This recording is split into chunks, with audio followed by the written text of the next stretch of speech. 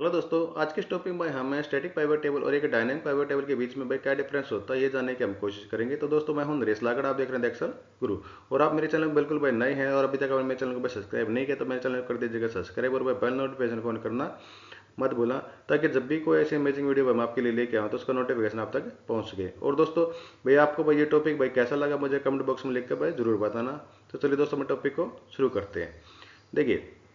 Static pivot table और dynamic pivot table को explain करने के लिए मैंने ले रखी है यहाँ पर दो टेबल, दोनों में भाई सेम डाटा है, जिसपे मैं भाई एक पे स्टैटिक पाइवट टेबल यहाँ पर क्रिएट करूंगा और दूसरी पे यहाँ पर भाई डायनामिक पाइवट टेबल में क्रिएट करूंगा। देखिए, स्टैटिक पाइवट टेबल में क्या होता है, मान लीजिए मैंने यहाँ से भाई पाइवट टेबल बना देता हूँ और उसके बाद मैं अपने पास डाटा में अगर मैं कुछ भी भाई यहाँ पर भाई नीचे कोई कॉलम या रो मैं ऐड करता हूँ साइड में, भाई मैंने यहाँ पर कुछ रो यहाँ पर ऐड कर दी या भाई कुछ कॉलम यहाँ पर मैंने ऐड कर दिया है, तो वो जो हमारे पास स्टैटिक पाइवट टेबल में भाई यहाँ पर भाई ऐड नहीं होते हैं, जिसके लिए मुझे अपने पास सोर्स डाटा की रेंज में जाकर अपने डाटा का जो है भाई रेंज को मुझे भाई एक्सप्लोर करना पड़ता है। देखिए, फॉर एग्जाम्पल मान लीजिए मैं यहाँ पर भाई टेबल पे क्रिएट करता हूँ और मैंने इंसर्ट में जाकर पाइवट टेबल पे क्रिएट किया, जिससे कि मेरे भाई रेंज को जो है ये ठीक ले लेगा। A1 से लेकर भाई E31 तक, A1 से लेकर E31 तक मेरी यह रेंज सिलेक्ट है और इसी रेंज से मैं एक टेबल यहाँ पर बना देता हूँ। और उसके बाद मान लीजिए मैंने यहाँ पर कुछ भाई अपने भाई एंट्री यहाँ पर कर दी नीचे यहाँ पर इस तरह से, तो मैं मेरी रेंज तो भाई 31 तक है ना ये, तो जो कि मेरा अगर यहाँ पर न्यू कुछ एंट्री में ऐड करता हूँ यहाँ पर भाई रो में या वो कुछ कॉलम में मैं ऐड करता हूँ यहाँ पर, तो मेरी पाइवट टेबल में वो डाटा जो है रिफ्लेक्ट नहीं करेगा। ठीक, जिसके लिए मुझे भाई यहाँ पर आकर अपने से सोर्स की जो रेंज है मेरी ये, इसको मुझे भाई यहाँ से भाई इंक्रीज करना पड़ेगा। अगर मैं कॉलम में करता हूँ तो मुझे भाई ई की जगह पर एफ जी एच यहाँ पर करना पड़ेगा। अगर मैं रो यहाँ पर भाई इंक्रीज करता हूँ तो मुझे रो के मैं यहाँ पर भाई करनी पड़ेगी, अपनी रेंज को एक्सप्लोर करना पड़ेगा। ठीक है जी, फिलहाल के लिए मैं इतनी ही रेंज रख के और अपने भाई पे एक पाइवट टेबल में यहाँ पर इसी सीट पर, ठीक, यहाँ पर एक मैं पाइवट टेबल अपनी यहाँ पर क्रिएट कर लेता हूँ, जिसको मैंने भाई यहाँ पर क्लिक किया और मैं कर देता हूँ यहाँ से ओके। तो मेरी पाइवट टेबल के यहाँ पर देखो एक ऑप्शन आ चुका है, यहाँ पर साइड में विंडो भी खुल चुकी है, जिसके अंदर मैं यहाँ पर भाई आर्टिकल को मैं रो वाले सेक्शन में यहाँ पर ड्रैग कर लेता हूँ और क्वांटिटी को मैं यहाँ पर भाई वैल्यू वाले सेक्शन में ड्रैग कर लेता हूँ और इसको मैं कॉलम को थोड़ा सा कर लेता हूँ ताकि मुझे वो तीनों सेक्शन यहाँ पर दिखाई दे। टेबल भी यहाँ पर भी पाइवट टेबल है और उसकी जो फील्ड सेटिंग है ये भी यहाँ पर मुझे भाई शो हो। अब देखिए, यहाँ पर हुआ क्या, जितने भी मेरे आर्टिकल थे ये सबके यहाँ पर भाई लेबल यहाँ पर भाई आ चुके हैं, नेम जो है यहाँ पर, और उनकी भाई जितनी भी क्वांटिटी थी इस कॉलम में उनका जो सम यहाँ पर आ चुका है। यानी भाई कैजुअल पैंट का जो मेरा भाई, चाहे वो स्मॉल साइज है चाहे लार्ज है चाहे मीडियम है, तीनों का जो सम है मेरा यहाँ पर ये आ चुका है इस तरह से। ठीक है जी, अब अगर मैं देखिए मान लीजिए यहाँ पर मैं एक एंट्री यहाँ पर ऐड करूँ, मान लीजिए मैंने इसको भाई यहाँ पर कॉपी किया और यहाँ पर मैं कर देता हूँ इसको भाई पेस्ट। ठीक, अब क्या है जो मेरी ये थी भाई 3660 है, जो क्वांटिटी मेरी आई थी 3660, अगर मैं इसको यहाँ पर भाई रिफ्रेश करूँ तो क्या ये मेरी जो है इंक्रीज होगी, देख लेते हैं। भाई मैंने इसको भाई रिफ्रेश किया, ये मेरी इंक्रीज नहीं हुई है, जो कि मेरे यहाँ पर भाई डाटा तो मेरा इंक्रीज हो चुका है, 31 से लेकर 32 मेरी रो हो चुकी है। अगर मैं इसके भाई सोर्स डाटा में जाऊँ, सोर्स डाटा में जाने के लिए मुझे क्या करना पड़ता है, जो मैंने यहाँ पर पाइवट टेबल क्रिएट की मुझे इस पर कहीं पर भी क्लिक करके यहाँ पर ऊपर आपको एक दिखाई देगा पाइवट टेबल एनालाइज, अगर इससे वह बाहर क्लिक करते हैं तो ये ऑप्शन जो है हट जाएंगे, ये हमारी साइड से ये भी भाई आपकी अनहाइड हो जाएगी, हाइड हो जाएगी। और ये जो मेरे ऊपर जो दो ऑप्शन आए हुए थे अलग से वो भी मेरे यहाँ से विजिबल नहीं होंगे। जैसे मैं भाई इस पर क्लिक करता हूँ तो ये देखिए आपका डिजाइन का और एक मेरे भाई टेबल एनालाइज का मेरा ऑप्शन यहाँ पर आ चुका है। मैं जाता हूँ भाई पाइवट टेबल एनालाइज में और यहाँ पर मुझे दिखाई देगा ये कि चेंज डाटा सोर्स। अगर मैं इस पर क्लिक करता हूँ यहाँ पर, तो जो मैंने शुरू में आपको बताया था जो मेरी रेंज यहाँ पर हम लेंगे, तो देखिए मेरी यहाँ पर आ चुकी है, जो मेरी रेंज है यहाँ पर भाई 31 रो तक मेरी आ रही है, जो कि जो मैंने एंट्री यहाँ पर की है नीचे ये मेरी इस रेंज से बाहर हुई है। ठीक है, अगर मेरी रेंज में ही नहीं है तो अगर मैं यहाँ पर कुछ भी टाइप करूंगा तो मेरे से पाइवट टेबल में वो जो है भाई रिफ्लेक्ट नहीं होगी। अगर मुझे भाई इसको यहाँ पर भाई अपने टेबल के अंदर लेके आना है तो मुझे क्या करना होगा, यहाँ पर भाई इस 31 को हटा के 32 यहाँ पर भाई करना होगा, जिसको मैं करता हूँ यहाँ से ओके। तो अब देखोगे मेरी यहाँ पर जो है ये रिफ्लेक्ट हो चुकी है भाई, 3660 थी 3710 मेरी हो चुकी है। अब फिर से मान लीजिए मुझे कुछ एंट्री यहाँ पर और करनी पड़ जाए, जैसे मैं करता हूँ यहाँ पर एक ट्रैक पैंट की लार्ज साइज मैंने क्वांटिटी रख दी 500 की और इसकी जो क्वांटिटी है वो रख देता हूँ मैं 30 और इसका जो प्राइस मेरा यहाँ पर वो ऑटोमेटिक यहाँ पर ही आ गया है।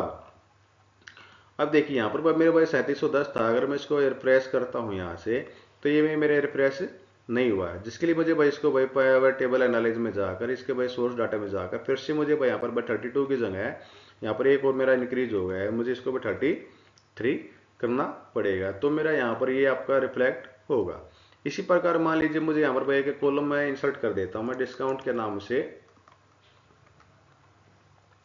मैंने कॉलम इंसर्ट कर दिया। अब यहाँ पर आप देखोगे तो जो मैं जितने मेरे हेडर जैसे आर्टिकल है, साइज है, प्राइस है, क्वांटिटी है, टोटल सेल थी मेरे यहाँ पर आए हुए हैं। अब मैंने यहाँ पर डिस्काउंट का मैं एक कॉलम यहाँ पर इंसर्ट करता हूँ तो वो मेरे यहाँ पर अभी शो नहीं होगा। ठीक, अब जैसे मान लीजिए मैं डिस्काउंट दिया, मुझे टोटल सेल का जो 10% या 5% जितना भी आपको भाई डिस्काउंट यहाँ पर भाई देना है वो मैं यहाँ पर भाई दे, जैसे मैं मान लीजिए 5% है या 10% कर लेते हैं, 10% मैंने दिया और इसको मैं कर देता हूँ अपन नीचे तक ड्रैग। ठीक है जी। और अब मैं इसको अपनी टेबल को अगर मैं रिफ्रेश करूँ, यहाँ से रिफ्रेश किया तो ये देखिएगा यहाँ पर जो ये इसकी हेडिंग थी यहाँ पर भी नहीं आई है। अगर मुझे यहाँ पर भाई लेके आनी है तो फिर से मुझे अपने भाई पाइवट टेबल में क्लिक करके अपने पाइवट टेबल एनालाइज पे जाकर सोर्स डाटा में जाकर, अरे ये मुझे जो ए था यहाँ पर ए की जगह मुझे करना पड़ेगा यहाँ पर भाई एफ, और इसको मैं जैसे ओके करूँगा तो देखो यहाँ पर डिस्काउंट का मेरा ऑप्शन यहाँ पर आ चुका है। और डिस्काउंट्स को मैं यहाँ पर अगर मैं ड्रैग करूँ तो ये डिस्काउंट का मेरा यहाँ पर भी अब आ जाएगा। ठीक है जी। पहली बात तो ये थी कि भाई इसी के अंदर मेरे यहाँ पर डिस्काउंट का ऑप्शन आ ही नहीं रहा था जब तक मुझे इसको अपनी रेंज को इंक्रीज ना करी थी मैंने। अगर मैं इसको अपनी रेंज को यहाँ से बस सोर्स डाटा में जाकर मैं अगर इसको भाई चेंज करता हूँ तो मेरा रिफ्लेक्ट हो रहा है, अदरवाइज नहीं हो रहा है। अब यही बात आती है भाई डायनामिक पाइवट टेबल की। डायनामिक पाइवट टेबल में क्या होता है कि मान लीजिए मैं यहाँ पर भाई कुछ भी आपके एंट्री यहाँ पर मैं करता हूँ या भाई कॉलम इंक्रीज करता हूँ तो मेरी ऑटोमेटिकली मेरे जो सोर्स डाटा में है जो वो रेंज जो है अपने आप ही एक्सप्लोर हो जाती है। और साथ में जो मेरा यहाँ पर दे रखा था ये यहाँ पर भी ऑटोमेटिकली वो अपने आप यहाँ पर आ जाएगी। ठीक, तो देखिए भाई कि डायनामिक पाइवट टेबल हम कैसे बना सकते हैं, जिसके लिए मैं क्या करूँगा यहाँ पर एक फंक्शन लिखता हूँ मैं ऑफसेट। सबसे पहले तो अपनी भाई रेंज को जो है डायनामिक बनाने के लिए, जिसके अंदर मैं रेफरेंस में दूंगा जो टेबल जो मेरी दे रखी है रेंज जो मेरी है उसके जो फर्स्ट जो सेल है मेरा जहाँ से मेरी टेबल जो स्टार्ट हो रही है उसका मैंने यहाँ से रेफरेंस दिया F4 के साथ में इसको कर लेता हूँ लॉक। फिर भाई सेकंड आर्गुमेंट पूछ रहा है रो के लिए मैं यहाँ पर प्रेस करूंगा भाई 0 और कॉलम के लिए प्रेस करूंगा 0। क्यों भाई, क्योंकि जो इसकी इनिशियल पोजीशन है वो भाई मेरी रो जो कहाँ से स्टार्ट हो गई 0 से, कॉलम में मेरा यहाँ पर भाई 0 का मतलब क्या है भाई, यहाँ पे जो ऑफसेट का हम फंक्शन लगाते हैं ये भाई 0 1 2 3 4 ऐसे स्टार्ट होता है आपका। जैसे कि हम वैसे रेंज लेते हैं भाई इसको भाई कॉलम 1 2 3, ये 1 से स्टार्ट ना हो गया 0 से स्टार्ट होता है, यानी फर्स्ट जो आपकी सेल होती है भाई रो या कॉलम होता है उसको ये 0 मान के चलता है। अब यहाँ पर अब आती है भाई हाइट, या हाइट यानी कि मतलब क्या है भाई मेरे भाई इसके अंदर भाई कितने मेरे कॉलम, ये जो रो है मेरी ये कितने हैं आपकी, जैसे भाई 31 तक है मेरे ये। ठीक, तो इसको मैं भाई डायनामिक बनाऊंगा, यानी भाई मैं 32 यहाँ पर आए 33 आए तो उसके अंदर भाई ऑटोमेटिकली ऐड हो जाए। तो उसके लिए मैं क्या करूँगा यहाँ पर एक फंक्शन और यहाँ पर भाई अप्लाई करूँगा काउंट ए का, जिसके अंदर मैं पूरी इस कॉलम को मैं सेलेक्ट कर लूँगा और F4 के साथ इसको मैं कर लूँगा लॉक। ब्रैकेट को मैं करता हूँ ऐसे क्लोज कोमा, फिर आती है विड्थ की बात यहाँ पर ये। ठीक है जी, विड्थ के लिए मतलब क्या है भाई इसके अंदर मैं जो कॉलम है कितने सारे मेरे आएंगे, उसके लिए भी मैं क्या करूँगा यहाँ पर एक फंक्शन और मैं पास करता हूँ काउंट ए, जिसके अंदर इस पूरी रो ए को जितनी भी है मेरी ये कॉलम इसके अंदर आ जाएं। F4 के साथ में इसको किया भाई लॉक और उसको ब्रैकेट करता हूँ क्लोज और एक ब्रैकेट में करता हूँ और क्लोज।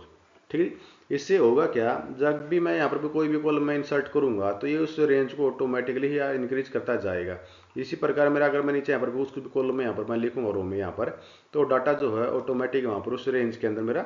ऐड हो जाएगा। अब इस फॉर्मूले को मैं करता हूँ भाई यहाँ से यहाँ तक पूरे को कॉपी, इसे मैं आता हूँ बाहर। अब मैं जाता हूँ मैं यहाँ पर फॉर्मूला टैब में और यहाँ पर भाई नेम मैनेजर आपको दिखाई दे रहा है भाई डिफाइनिंग में जाइए, नेम मैनेजर में जाइए और यहाँ से मैं भाई न्यू रूल पे क्लिक करके और जो मैंने फॉर्मूला वहाँ लिखा था उसको मैं कर लेता हूँ यहाँ पर भाई कॉपी, और यहाँ पर मैं दे लेता हूँ इसका जो नाम है डायनामिक टेबल। इसका नाम आप और कुछ भी अपने अकॉर्डिंग रखना चाहे तो आप रख सकते हैं। उसके बाद मैं कर देता हूँ यहाँ से ओके और इसको कर देता हूँ यहाँ से क्लोज। और मुझे अब इसकी भाई नीड मुझे यहाँ पर भाई नहीं है तो इसको मैं यहाँ से हटा लेता हूँ। अपने टेबल में क्लिक करता हूँ यहाँ पर और मैं इंसर्ट में जाकर एक पाइवट टेबल में मैंने क्लिक किया, जिसके बाद भाई मैंने एग्जिटिंग शीट पर इसी पर मैं यहाँ पर बचाता हूँ मेरी टेबल यहाँ पर भाई बन के आए और मैं कर देता हूँ ओके। उसके बाद मैं इस टेबल पे क्लिक करके अपनी पाइवट टेबल में जाकर डाटा सोर्स में जाकर यहाँ पर इसको मैं हटाकर जो भाई मैंने नाम दिया था डायनामिक टेबल ये मैं देकर इसको कर लेता हूँ ओके। और जो मैंने भाई जैसे भाई आर्टिकल यहाँ पर लिया था या भाई क्वांटिटी आपने ली थी जो भी आप यहाँ पर लेना चाहते हो आप ले सकते हो। अब यहाँ पर देखिए जो भी मेरे यहाँ पर हेडर थे वो मैंने पर ऑटोमेटिक ला चुके हैं। अगर मैं यहाँ पर भाई एक हेडर और ऐड करता हूँ, जैसे भाई मैंने भाई वहाँ पर डिस्काउंट का किया था ऐड, ठीक है जी, और उसके बाद मैंने यहाँ पर भाई किया यहाँ पर इसका 10% डिस्काउंट मैंने यहाँ पर डाला और इसको मैं कर देता हूँ नीचे तक ड्रैग। उसके बाद मैं जैसे मैं इस पर क्लिक करता हूँ और मैं इसको करता हूँ रिफ्रेश, तो ये देखोगे मेरा यहाँ पर डिस्काउंट का कॉलम जो मेरे यहाँ पर भाई अपने आप ही यहाँ पर आ चुका है इसके अंदर। जबकि भाई मुझे वहाँ पर भाई इसमें जाकर मुझे भाई अगर मैं यहाँ पर बात करूँ इसमें जाकर मुझे भाई इसके शॉर्ट डाटा में जाकर मुझे भाई इसके कॉलम की जो रेंज है वो मुझे इंक्रीज करनी पड़ी थी। लेकिन यहाँ पर आप देखोगे डायनामिक वाली में ये जो ऑटोमेटिकली यहाँ पर भाई इंक्रीज हो चुकी है। अगर मान लीजिए मैं यहाँ पर भाई एक कॉलम और इंसर्ट करता हूँ, जैसे भाई डिस्काउंट के बाद मैं कर लेता हूँ भाई यहाँ पर भाई कमीशन का मुझे यहाँ पर ऐड कर लिया। और अब मैं यहाँ पर बस जाकर इसको अगर मैं रिफ्रेश करूँ यहाँ पर, तो ये देखो कमीशन का भी मेरे यहाँ पर भाई ऐड हो गया है। इसको मैं यहाँ से भाई हटा लेता हूँ और इसको मैं कर देता हूँ यहाँ से रिफ्रेश, तो ये मेरा यहाँ वापस हट जाएगा। ठीक है जी। अब अगर मैं यहाँ पर देखिए अपने डाटा इसमें रेंज में अगर मैं यहाँ पर भाई नीचे कुछ भी कॉलम ऐड करता हूँ, जैसे मैं मान लीजिए मैं एक नई एंट्री यहाँ पर कर लेता हूँ जीन्स की, और यहाँ पर भाई साइज लार्ज लिया, क्वांटिटी भाई मैं इसकी भाई 100 ले लेता हूँ, 50 फिर इसका मैं भाई प्राइस में 100 और क्वांटिटी 50, और ये मेरा आ गया। अब मैं इसको देखिए अब अगर मैं रिफ्रेश करूँ यहाँ से, तो ये जींस का मेरा जो यहाँ पर अपने आप ही ऐड हो गया है। जिसकी जगह मैं इसको कर देता हूँ भाई ट्रैक पैंट, ठीक। और अब तो देखोगे यहाँ पर भाई ट्रैक पैंट वाली में ट्रैक पैंट का मेरी यहाँ पर 390 है, इसको भाई इंक्रीज कर देगा ये यहाँ पर ऑटोमेटिक, और जींस मेरी यहाँ से हट गई है। तो ये था दोस्तों आज का टॉपिक, जिसके अंदर भाई हमने सीखा क्या है। एक चीज़ और, जैसे मान लीजिए मैं इसको क्लोज कर देता हूँ और मैं वापस इसके ऊपर मैं क्लिक करता हूँ यहाँ पर, तो मेरी फील्ड नहीं आ रही है। उसको अगर आपको भाई लेके आना है तो यहाँ पर भाई पाइवट टेबल क्लिक करिए और यहाँ पर भाई फील्ड लिस्ट को आप यहाँ से वापस लेके आ सकते हैं। ठीक। तो ये था दोस्तों आज का टॉपिक, जहाँ पर हमने सीखा है कि भाई हमें एक स्टैटिक पाइवट टेबल से एक डायनामिक पाइवट टेबल हम कैसे क्रिएट कर सकते हैं। भाई डायनामिक पाइवट टेबल का फायदा क्या होता है कि आपको भाई बार बार जाकर जो है अपनी रेंज में इंक्रीज या भाई जो एक्सप्लोर आपको उसको भाई नहीं करना पड़ता। इसके में भाई अपने आप जो भी आप कॉलम ऐड करोगे अपने आप ही भाई इसके पाइवट टेबल में वो अपने आप ऐड होते रहेंगे, या जो आप जो न्यू एंट्री आप करते रहोगे इसके अंदर, ठीक, वो भी इसके अंदर अपने आप ही ऐड हो जाएंगी। तो दोस्तों आज का टॉपिक भाई आपको भाई कैसा लगा मुझे भाई कमेंट बॉक्स में भाई लिख के जरूर बताना। और अभी तक आपने मेरे भाई चैनल को भाई सब्सक्राइब नहीं किया तो मेरे चैनल कर दीजिएगा सब्सक्राइब, और साथ में बेल नोटिफिकेशन को ऑन करना मत भूलना, ताकि जब भी ऐसी कोई अमेजिंग वीडियो भाई मैं आपके लिए लेके आऊँ तो उसका नोटिफिकेशन जो आप तक पहुँचता रहे। तो दोस्तों फिर मिलेंगे इस नए टॉपिक में, आज के टॉपिक में इतना ही।